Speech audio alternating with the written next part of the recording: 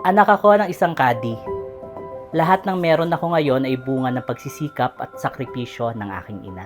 20 years po siyang naging kadi sa Highlands at doon niya po tinawid yung mga pang-araw-araw na gastusin namin at pangangailangan. Yung papa ko po, housekeeper po siya, same company sa Highlands din. Everyday po sila nagwo-work ni ina. Mahirap talaga yung buhay namin dati.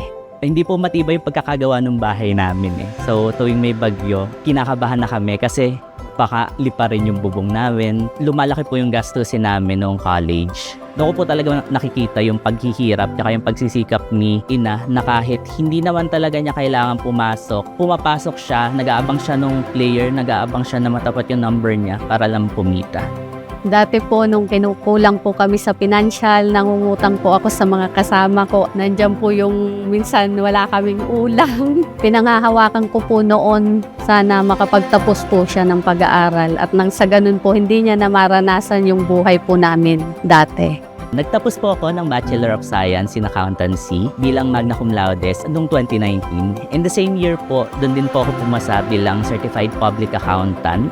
Tinatak po sa isip sa akin ng mga magulang po yung kahalagahan ng edukasyon. Hindi po nakatungtong si ina at si ama ng college. Gusto ko pong masuklian yung mga paghihirap nila para sa akin kasi doon ko po nakikita kung gaano talaga kahalaga yung edukasyon kasi sa edukasyon na po maiahon po kami sa kahirapan.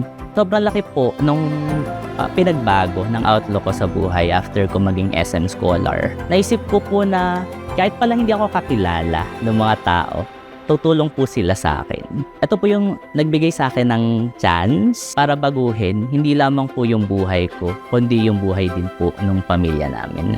After graduating and passing the CPA licensure examination noong 2019, yun po yung bumago sa buhay ko. Napaayos ko po yung bahay namin, nakabili po ako ng sasakyan, nabigay ko po yung pangangailangan ng pamilya ko. Pinatigil ko na po sa pagkakadi si ina. Kung kayo na lang po niya gustong pumasok, doon na lang po siya napasok. Salamat po sa Panginoon at si Mark po ang naging anak ko. Sobrang proud na proud po ako sa anak ko.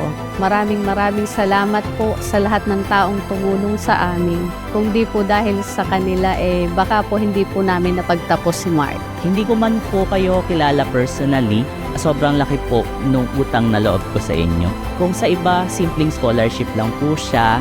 Isa lang po ako dun sa mga nakalista bilang scholar sa isang papel. Pero para sa akin po, yun po yung nagpabago ng buhay namin.